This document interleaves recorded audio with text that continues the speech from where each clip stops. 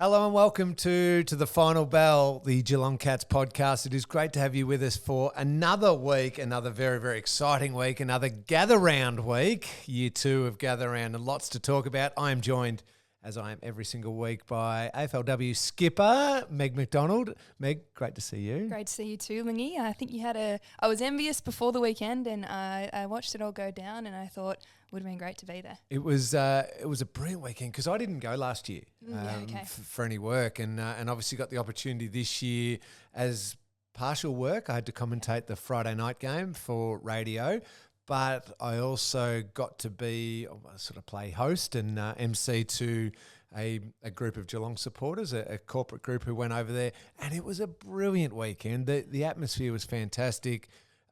All the activations the SA government and the AFL have done around the river, and there was flying foxes across the river for kids and plenty going on, and some really good footy as well. So big tick, big thumbs up, and I now have the conclusion. Keep it in Adelaide. It works in Adelaide. It works so well. Well, I thought, okay, it's 12 months out. I need to commit. I'm going to get there next year. Let's get straight into it. You hosted the Penfolds lunch, is that right? So it was a group of, as I said, Geelong supporters travelling over together. We had a beautiful little visit to the gin distillery Very nice. Friday night, and then we had Penfolds McGill Estate on Saturday before we got to head to the game on Saturday night. And you were hosting, but I think Hock turned the tables and had a special announcement. You are to become a legend of the Geelong Football Club. Congratulations. Oh, thank you, Meg. It's unbelievably kind of embarrassing and amazing honour. Hock got me. He absolutely got me. So it was a nice big long table. Talk about a setting to do it too. It was in one of the cellars in the original Penfolds estate, a beautiful old archways, and had giant barrels of each of the vintages of Grange sitting there. And we were talking, and Hock, we'd kind of planned that he was going to flip the script on me and he was going to ask me some questions so that people there could learn a few things and just sort of get a bit of an insight into me. And I thought that was wrapping up, and I was all set to take back over the hosting duties. And he said, hang on, we've got one more thing for you. And then he announced that I would become the 28th, or elevated to the 28th legend of the club in the Cats Hall of Fame. And it's fair to say, I just froze up for a little bit and just needed to collect my thoughts. And I still can't believe it. When I did get home from that lunch or back to the hotel, I quickly Googled the list of the other 27, and wow, some of the names in that. I rang mum and dad immediately because obviously went to all the footy with them as a kid, and I said, and it's this person in there, and there's Polly, and then there's Bob Davis, and then there's Gary Ablett Senior, and I said, Dad, I don't think I belong amongst that group of people, and but I can't believe that I'm going to be. I'm sure he said you deserve to be, didn't he? He did, yes. My dad did do that, but Dad is slightly biased as well. Yeah, no, I honestly, two things. I feel like I had to keep a straight face last week. I didn't know, but through my work capacity, I knew that a legend was getting announced at some stage, and possibly that Hock would be doing it in person. And then you come up with, I'm off to Gather Round to host the Penfolds lunch. I was like, are you? Great. You put two and two together well. Then I was fingers crossed. I was like, I hope this is right, because I've gotten really excited. But no, congratulations. I know there'll be a dinner later in the year, so I'm sure big fans can get along to celebrate, where there will be, I think, life memberships and Hall of Fame inductees along the way, and we'll get to celebrate you. And I think it was a great reminder for me about how special it is to share this time with you every week, and for Cats fans to listen to a certified legend in their ears. So thank you, Meg. Well done. Now you're making me blush all over again. That's right. It is very special, and you're right. That dinner will be wonderful. It's in June. The club will announce things through the website, and you'll see it.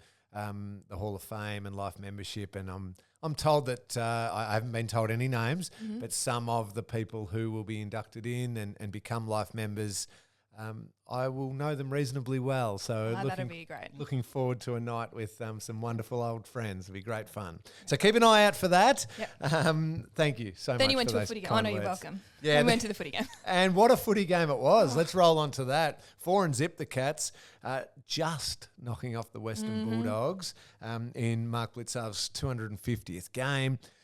The Cats had it and it was comfortable and Wasn't it? the world was good, and then all of a sudden it wasn't. And the Dogs were coming thick and fast. But given the short break post the Hawthorn game, the Easter Monday game, playing against a very good team in the Bulldogs, it was another really good, solid win. It certainly was, and I feel you speak about the fatigue and listening to the plays in the aftermath. I think some were suggesting maybe there was some fatigue. Others were like, no, I thought we were still running on top of the ground really well. As a spectator at home on my couch, I always know when I'm really feeling it when I go from sitting on the couch to sitting up on the back of the couch. Like, I'm back feeling these kind of nerves, and if it went for another 10 minutes, I don't know how we would have gone, but it didn't. No, it didn't. It didn't. That's how long a footy game goes for, and we got the job done, and there was a whole lot of professionalism, I think, in being able to execute late. Yeah, and it's funny you say the players and said, there wasn't necessarily fatigue, but looking from the sideline and you looking from home, it looked like there was in the last quarter. The run and attack had gone a bit, and there was a bit of almost trying to just control the game, ice the game from probably felt too early on in the last quarter. Yeah. But then also look and think, most of the time the Cats were having to try and attack from the back half because unfortunately the Bulldogs' key midfielders did have a really good night. Tom Liberatore and Bontempelli in particular dominated around the clearances and got the ball forward.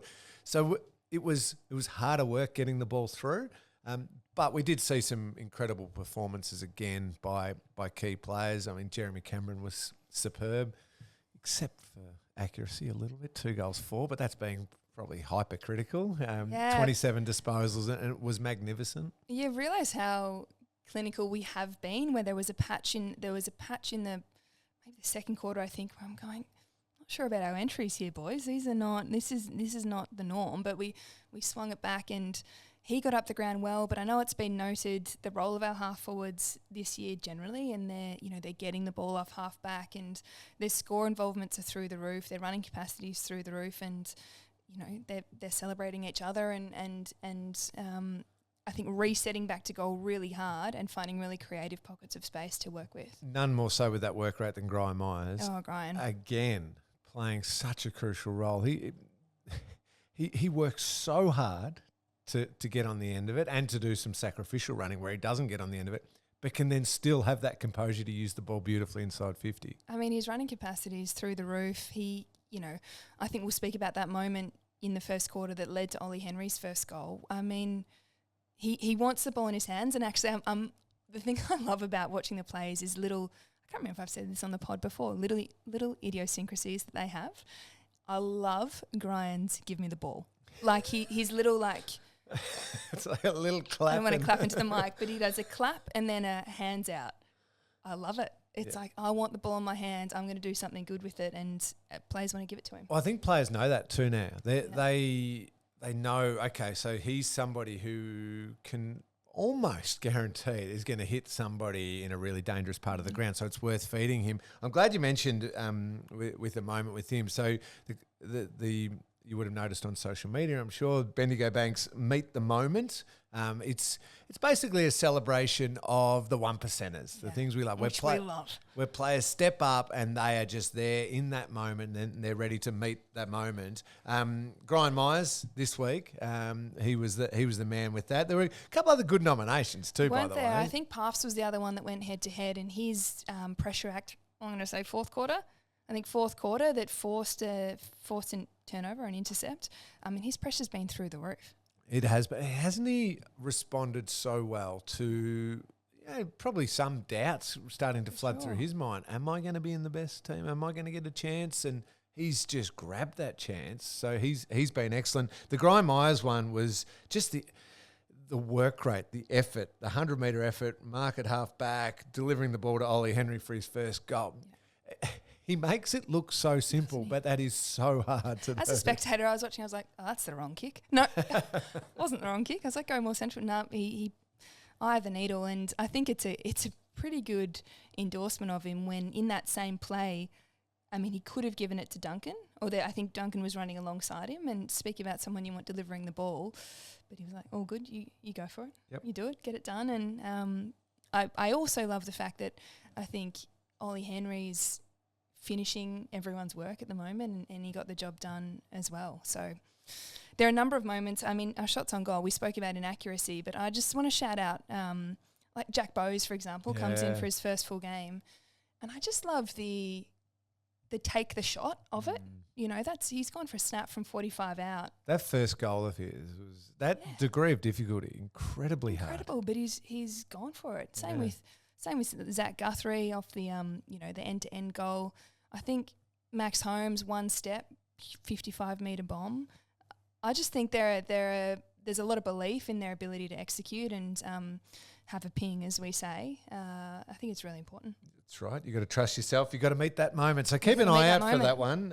Each week you'll see that, and maybe get your nominations in there. I think. Stewie had a good one as well, but we can't be. I mean, Mr. 1% can't be that every week. We could happily spend the entire podcast talking about Tom Stewart every single week, but we do have to share the love around. But gee, had some crucial moments in that last quarter. The press and spoil, his timing. I think we genuinely think we've said it 3 out of 3 episodes. Yes, yeah, and that's a skill in itself, isn't it? Just to trust and just leave your opponent go, but you have to influence. If he doesn't influence there, that is a certain walk-in goal for the opposition. It's knowing your, I think, physical capacity too, and your speed, and leaving just enough space to entice the kick, or know that you can roll around and meet the ball at the exact precise moment that's required.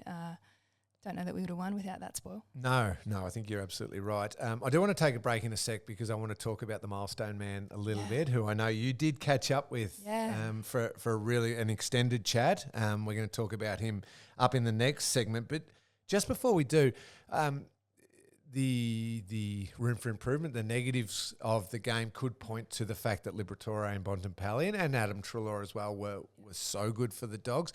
I tend to look at it from more the glass half full aspect, is we were still able to win a game despite those genuine A-grade stars having that sort of game, but also the lessons that will have been learned for a Jai Clark or a Tanner Bruin, who's steps ahead of Jai, but they're both that young midfield and different times. A Max Holmes who's around that ball a little bit. We have so many more players go through the middle of the ground than what the Bulldogs do. So the lessons that Jai would have learnt playing next to Libba, who's been unbelievable at that area of the game for a decade plus, for Jai to think, okay, so body use. In this situation, it's the body use, then it's the drive at the ball. In this situation, it's just the drive at the ball. In this situation, it's forget about the ball, leave the contest and do this. I remember some of those early lessons, sometimes getting towed up me. I remember getting destroyed by Shane Crawford one day. And then other times it was, okay, that works. If I do that, that can beat that opponent, versus if I try and play them a different way and I'm a bit stand off them and I never make contact, then I just lose them and they get the ball. Yeah. I think coming out of that sort of game will be so good for our young midfielders who are looking to grow tricks to their game. Yeah. Do you find it takes that sort of I'm here to learn mentality? I'm sure that could be hard. You're in a tight game, you're under a goal of difference, and you're getting beat in that moment to still be open. And is it a reflection or is it I think it's more a reflection. I think in the moment you are so lost in, I have to do something, I have to try and just stop them somehow. And I'm not sure you could have hit Libba with a bit of 4B2 on Saturday night and you weren't going to stop him getting the clearance. I feel like Path had a period where he was on him and I thought, okay, good, we've, maybe in the third, but then he rose again. Yeah, but I reckon it's the lesson post it to say what worked, what didn't work, and you can use that, knowing that Jai and Tanner and these sorts of players have got their own skill sets and attributes as well, that you just pick up little things along the way and you don't know what you don't know. Yeah. So you don't know how Tom Liberatore gets all those clearances until you play against him and see it in action. And you realise, that's what he does. I could try a little bit of that, or that won't work for me, but I can try this other thing, which is really cool. Let's take a break because I want to talk about an amazing milestone considering his amazing journey. We're going to chat Mark Blicavs next. Welcome back to the final bell. We are going to talk milestone men. We've had a few milestones, wonderful milestones over this season. There are a couple more this week in a way too. So Reece Stanley game number 200 coming up. Of course, we had the big 350 of Hawkey, Tom Stewart's 150, but let's talk 250 and Mark Blicavs. You sat down with him for an extended chat, I think, yesterday. Yes, I did. Would have been a brilliant chat with him. For anyone who wants to listen to the entire chat that you had with Mark. Cat's channel. So I think obviously this pod will come out around the middle of the day today, and then we will get the full chat on all our channels this evening. So he was so giving with his time, as I say to him at the start of the interview. The demands on your time when you've got a milestone of that significance, let alone gather round, are huge. So he was, typical Mark Blicavs. Very giving, very up for it, and he was a great chat. A wonderful player, a wonderful person. We've got a little snippet though. Yes. Love to play now, and then we can react to it off the back of it. All right, here we go. Yeah, it has. Yes, early on with that probably, as you mentioned, when I was sort of a bit of down back, bit of mid. And maybe that sense of belonging between the two groups and lines of whatever it might be, but. As I've continued to play that way, I've really grown fond of the challenge, and I've grown fond of priding myself on if we need to fill a position during the game through injury or whatever it might be, that they can rely on me. So I take pride in that. And I just enjoy the challenge, and I think after 12 or 13 years, I'm pretty experienced with the majority of positions on ground. I know what's required. And then I look around at our team at the moment. I think it's a good strength of ours that we've got a few players that can do that. Not just the only one. We see Ollie Dempsey playing a bit of wing and forward, and Grinds coming up around the ball and getting forward, or Mark O'Connor can play back and wing. It's a good strength to be able to do that. And then for those players to be able to play to their strengths like that, it's exciting. Mark Blicavs there talking about his versatility, his ability to play basically every position on the entire field, Meg, and doing it so wonderfully well. Exactly right. I'd asked him, sort of the leading question to that was, we laud him for his versatility, and it's often said throughout the industry that he's the Cats' trump card. He's, one of the most, if not the most unique players in the AFL. But surely that comes with its challenges. Surely in your early days, you want to own a position, or you feel like, how am I developing in one role if I'm being asked to do a lot, or how do I connect with my backline, say, if I'm then getting thrown around in different positions. And to hear him say, yes, that I had to overcome that, but I've learnt to love it, and I've learned to want to be that guy for the team is great. He's always struck me as somebody who is almost the ultimate team person, not just with the way he plays. I love that. I love that he can be so hardworking and so professional, and you can just see, even just body-wise, his preparation is so meticulous, but he could also switch that off and be the fun guy who brings people together and is clearly a leader within the locker room, the traditional, amongst the team type leader. Did you get a chance to talk to him about that, the way that he's able to switch from this super hardworking, professional, diligent to a guy who can just have fun with his teammates as well? Yeah, two things on that. I think, because I think you just think, well, he's come from trying to qualify for the Olympics, but that was 12 years ago. Yeah. 12 years ago. And to continue to be an exceptional athlete at 33, it has to take a significant amount of preparation. So he did. He spoke about how he embraced that, but then it was noted, as you say, that throughout the week, whenever I asked anyone about him in the lead up to his 250th and to speaking to him, Mark Worthington, actually, the PDM at the club, said he is the number one player I've ever met for being able to connect across lines, and just stories of when he's gone out of his way to where they was telling me about how he DJ'd a running session for the non-selected and made sure there was a barbecue that was wheeled in, or having teammates, if they need a place to stay, come and stay with him and his partner. And I think the important thing to note was that Blitz said, yeah, that's just, you get asked to speak about yourself. But he said, it comes very naturally to me, and that's an important part of leadership, is that there will be different strengths amongst the group and you've got to lean into them. For me, as in Blitz, it's doing those little things, those intangible things that make coming to work really fantastic for everyone.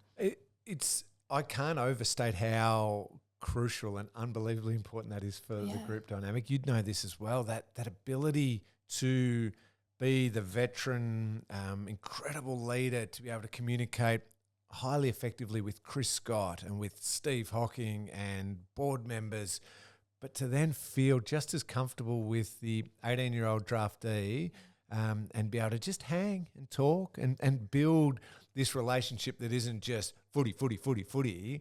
That is so important, because not everyone does that. It seems obvious. You go, just spend some time with the young guys, still be one of the older professional guys. Not everybody finds that No, easy. It's an incredible demand on your time, let alone if it just comes naturally to you as a person. I'm sure and we said this, it can be exhausting for people if that's not naturally who you are. And he said it is, but it's sometimes, I think, so much is made of a culture of a football club, and of course we're very proud of our own. And you think, what is that? And it's those things. It's your ability to connect and spend time with people. And I thanked him at the end of the interview, because I think we're well aware that those sort of cultural architects of the place set us all up for success, whether you're, his AFL teammate or just someone else in the football club. I've always thought his personality really complemented Joel Selwood really well, because Joel, so driven and terrific at communicating across everyone, but was often his time was taken up by higher level things. Blitz was also the one who could just spend that time with an emerging Jack Henry or this Irish kid who's come across in Mark O'Connor and just build such wonderful relationships, which didn't burden Joel with so much. Tom Hawkins could just be that professional here, but also he wanted to disappear at times and just go back to the farm and things like that. Blitz would be a lot of the glue around those, to even allow his leaders, his older players, to be themselves as well, which is really crucial. The comparison he drew during the interview was with Mitch Duncan. He said, I'm very vocal on the field, but I know that Mitch Duncan has an incredible football brain. He's so smart, and his contribution is how vocal he is in a team meeting and how he can think strategically and communicate that in that setting. Mine is this other one, and then, as you say, there are over time have been a number of different forms of leadership, and it's the coming together that's successful. And still playing some brilliant football and really important football. When you think of how nice it would be if you're sitting in the coach's box, Chris Scott's going, we just need a little area fixed up. Blitz, he'll take care of it. Wing, ruck, on ball, get him just dropping behind the ball. Can he drift forward and stretch the opposition because they're a little shorter down back, whatever it might be. He's got this beautiful little chess piece that can just go anywhere on the field. Anywhere. So crucial to Geelong's chances again this year. So congratulations to him. 250 games. Averaging, I think, 22 a year or something for 10 years.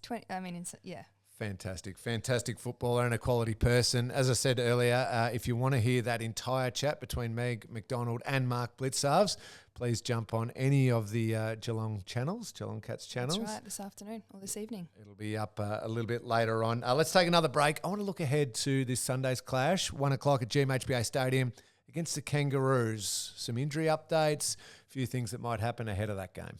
Welcome back. It is great to have you with us on To the Final Bell. Let's get stuck into this Sunday's game. The Cats taking on the Kangaroos, looking to go to 5-0 back here at GMHBA Stadium for the second home game of the season. If you go by the ladder, Meg, and you go by the way everyone's feeling about teams right now, it's just in the book, it's done, it's a win. But there is no such thing as that in AFL football. No, I think anyone who speaks on the state of the competition at the moment across any media is noting the evenness of the competition. Yeah. I mean, people speak about that within football clubs. So you never know. And I think a team that's 0-4, are they? I don't think they've played 5. No, 0-4. Are going. Why not? Why not? Yep. We saw it with West Coast and Sydney. I stupidly, having some fun on radio, said, 100 points. Swans beat West Coast. Well, they were genuinely worried for a long time. Same with Richmond and Sydney the week before. Yeah. So anything can happen. Reece Stanley likely to play game number 200, or is scheduled to play game number 200, assuming he pulled up really well from Saturday night's game. And Mitch Duncan will also receive AFL Life membership, which comes about because of total games. He hits 300. That includes, obviously, AFL games that he's played, but also pre-season games and any state, any international rules games, that sort of thing, totaling 300 games. 23 of them across his time. That's... Yeah, wonderful achievement by him. And he is closing in on passing Harry Taylor and Andrew Mackie, and also Matty Scarlett maybe as the season progresses on that games played ladder, and playing great footy as well. The Reece Stanley one will be an interesting one because he was terrific, I thought, on Saturday night. The week before when he was managed, Toby Conway was really good as well. So that's, I think we touched on it a bit last week. That's going to be a challenge for the whole season, playing players when they're in form, but giving opportunities to the young players still to grow and for Toby to grow. But seeing Reece run around on Saturday night, he was so important. I mean, keyword running. I mean, he is an amazing athlete, isn't he? He's just incredible. And I think we both wanted him to get the reward for effort of nailing that set shot late, but that's okay. That was more for my own heart and the fact that my stress levels were high at that moment. But he'd done so much. And you're right, he just runs and runs and runs against a really good player in Tim English as well. Paddy Dangerfield, the Cats health update will be on the website. Obviously, there'll be more information as the week progresses. But Paddy would be getting to that point where it's, do we, don't we? How do we work it? His age gets taken into account, his soft tissue. Any thoughts? I watched Mitch Duncan's press conference from earlier in the week, and that was put to him, do you, don't you, perhaps you don't. And he said, well, true, but we're competitive beats. We're here because we're competitive people. Yep. So the notion that, I'll just sit another week out is, if it's on medical advice, of course. But at the same time, as we've said, it burns in you. Like, I want to be out there every single week. So I think he'll play when he's ready. And I will say my thoughts were, there were times in that Bulldogs game where I thought, it'd be nice if Paddy was out there. It would be really nice this week if so we'll be happy to have him when he's back. He does have a pretty good record against the Bulldogs, Paddy. And at Adelaide Oval. I was like, I can just see this happening. But it should be another terrific opportunity, obviously, with the increased capacity to get a big crowd here. It's going to be my first one since the new stand's in, so I'm excited to be here. And I know there's a big push at the moment with general admission memberships that are available and lots of different options to suit people. Yeah, lots of different options. I think you can get your Flexi 6, you can get your home and away, but I think it's the first time in a long time that fans haven't had to, upgrade and reserve a seat. They can just turn up to GMHBA and watch the Cats with the rest of us. So turn up, because I think we've missed a few. As we said, we've had so many milestones. They haven't been here, so I think it's an opportunity to salute the players that have reached them in the past month and to send us off into a really challenging next month as well. It will be a nice challenging next month, you're right. If you are keen for any of those general admission memberships, just jump on the website, sign up and grab them and get along. I do know there is some pretty nice standing room available too here at the ground. Everyone thinks I keep focusing on that far too much, but I've got memories of the old outer wing and all standing room, so I love seeing it back. But there are options everywhere across. Do you have memories as a player of that sort of? There was still. You notice that out on the ground? This section of the crowd is. Well, doing its thing. I played while there was some standing room. Absolutely, and even on the old terrace up there, which was terrific. Give me the chance. I would love to have played here. 40,000 people. Yeah. Just remarkable. And having that a little bit more closed in feeling too, where it holds the noise. And talking to the guys who played in that St Kilda game on Saturday night, they said it was very noticeable. I would have loved that opportunity, but I've got to let it go. I retired a long time ago. I think the other thing to say is that it's Very family-friendly time of 1 o'clock on a Sunday. Yeah, don't forget the Get 1 home, o'clock get home, bounce. Get to bed for school, but no, school holidays?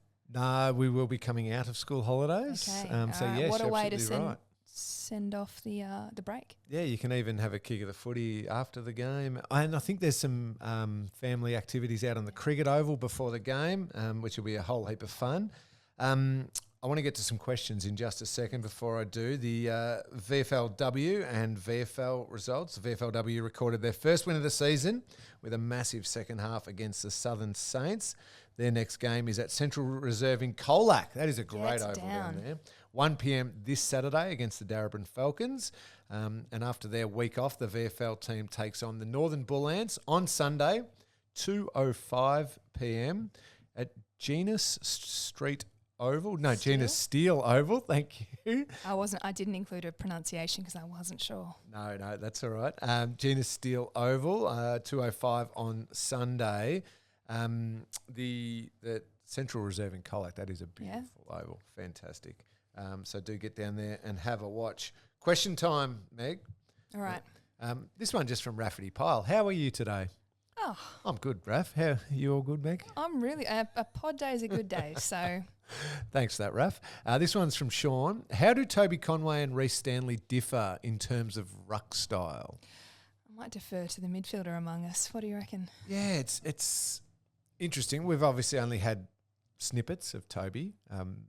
What I saw was somebody who's, I think, also going to be really highly athletic. Reece is, just say this up front, Reece is a supreme athlete. And not even, I think, when he was first recruited to the club, wasn't a traditional ruckman. He was an athlete first who was almost trying to find a little bit of a home at St Kilda. Yeah. Was he a forward, centre-half forward, or was he going to play as a centre-half back? He was so tall, but he was super athletic and hadn't quite found that home. He has beautifully found one in the ruck here. So he is a supreme athlete who has learnt and built his ruck craft as the years have gone by, and it's just got better and better and better. And you can see the work Brad Ottens as the ruck coach has been putting in. I think Toby's more of a natural ruckman with some of his, at the Hawthorn game we saw this, where the jump and little turn of the body and just a little turn of the hand, it looks to all the opposition on ball as like he might be going to his left side with the tap, but just the last second little turn and bring down onto the right side, and it can open up a pocket of space. That's pure, almost innate ruck craft. So I think Toby's got that advantage, but then he's got to build the body and the endurance and the strength and everything to be around the ground contest after contest.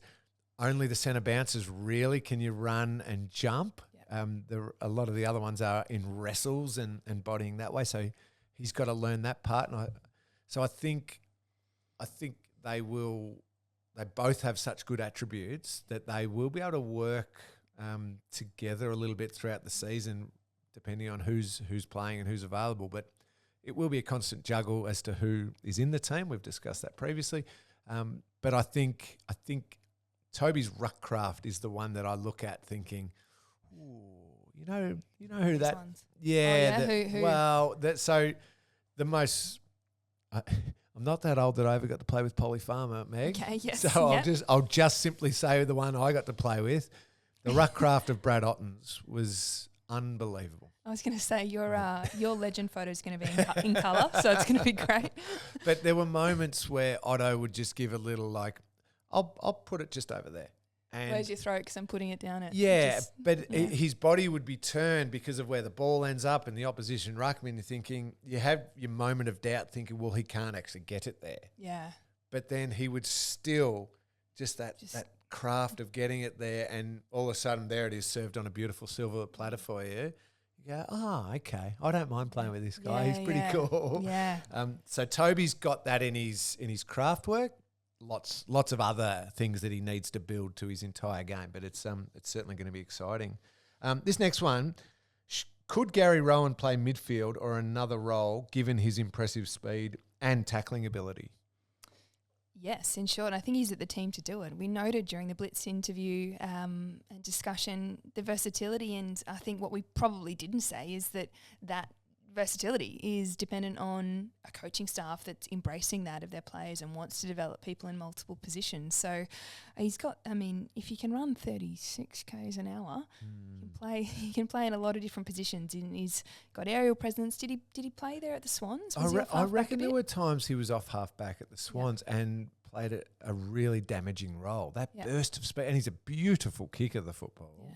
So it could work. Was the question anywhere else, or was it midfield, or was it back? Midfield or another role? Oh, okay. Yeah, I've got my backline bias, but it's okay. Is he going through the medical update? We're likely to see him playing maybe this week, and I think so. Available is what the health update said. So fantastic. Bit of footy. Now we don't know, by the way, if that's going to be. He might get game time through the VFL and then hit the AFL or straight back in. I will say Gary's involved in our coaching staff in AFLW, and we've got touch sessions at the moment. And he's like, "Get me in, I'm in." Let me loose. Fair enough. This one's just a nice one from Reef Chambers. I dropped my phone and Brian picked it up at Gather Round. Thanks. Can you pass it on to Brian? I will pass it on to Brian. I'm sure it was very clean when he did it too. Oh, it would have been. And he probably gave it back to you. Lace out. I think you're right. Chloe asks, does the diet vary for each athlete or is it pretty general? Love this because I had an appointment with our dietitian yesterday. Had a good old chat. And is it tailored specific to you? Yes, it is. I think that's not to say that there are 30 well, I guess they probably would say that there are 30 different ones, but I think that's been so fantastic for me is working with a professional who understands these things. I think what we've got to be aware of with people that are online a lot is that there's advice going left, right and centre, and it's very different for an athlete than it is for other people, and then it's very different athlete to athlete. So, very specific, and it depends also whether you're someone who that works for, to have a focus on your food intake and fueling and that sort of thing. I think it's important to have some awareness as an athlete, but there'll be players for whom that's really their thing. I want to have those kind of parameters, and others who it doesn't impact their performance nearly as much. So, yes. And you're right. I'm glad you clarified difference of an athlete to somebody who's not in an elite athletic program, but even just body types and body shapes. And for me, so my playing weight, sorry to get bogged down on weights, but this is just to try and paint a picture. But my playing weight as a midfield was 95 kilos. Mm-hmm. Joel Corey, when he first got to the club, as the same midfielder, same height, was a 75 kilo. Yeah. There's a 20 kilo difference. Now, that doesn't make good, bad, or in between. It was just that I needed specific things. Yeah. And I'm talking when I was super fit, skin folds of 35, that was still my weight. Joel would have to do everything he possibly could to keep weight on so he could build from 75 to 85. So the different challenges, so really specific eating plans and health plans and everything like that were for specific players based on body types and body shapes and as you said, the way that they wanted to embrace certain things. I think also, and I hope it's okay for me to say this this is not certified advice, but I do know that as a women's program, we'll say that the focus probably has to be on players eating enough. I think that's often in the space in women's sport and in general how society views us and that sort of thing. There is too much focus on restriction, and I had a conversation yesterday about the demands on your body are really high, and you have to fuel them properly. So I think that's something for women athletes to keep front of mind. Absolutely, well said. This last one from Richard. Best thing Zach Guthrie brings to the team? Everything. He's playing well this year. A goatee? Is that what you call it? I don't know. There'd be a specific name no, exactly that is for absolutely not the best thing that he brings. He brings a whole host of things. I know the goal was the funnest for all of us fans, but he had some moments on Saturday night that were just beyond crucial. Mm-hmm. That mark he took running back so he made it look so simple. Now, let's break it down. He is running at full speed against an opponent who is also running at full speed. It is late in the game, so fatigue is a major factor. He is running towards the Bulldogs' goal. Last line. Last line, under the threat of the fact the Bulldogs were coming hard. They had all the momentum, and he had to deal with running at speed, bit of body, just hold, take the mark. He made a very, very difficult skill execution look so easy. Because the reality is, in that situation, if the ball hits the ground, it's advantage forward. Oh. You are not in that much space. You're not stopping them. So he had to mark it, and he did. I mean, I want to shout out, I said I like the idiosyncrasies. And what I think me and some of my teammates love about Sachs is his hop on his kick. You know, when he goes long, he's quite upright and he has that real gets through power and he gets through it. Anyway, just one for the technicians out there. I really like that about how he plays, and obviously his work ethic and his commitment to developing himself over time is probably number one. Yep. Couldn't agree more. He's a brilliant, important part of this team. That just about does us for this week. We can't wait for Sunday's game against the Kangaroos. As you said, nice early start, 1 o'clock here at GMHBA Stadium. Get along, make it a nice, loud GMHBA Stadium to cheer the Cats on. Get here early and go to the family activities out on the cricket oval. Get in, use your general admission membership if you want to. Get involved. And if you want to listen to Meg and Mark Blicavs' extended interview chat, jump on the Geelong Cats channels to do that. We'll be back again next week, Meg. Yeah, we will. See you then.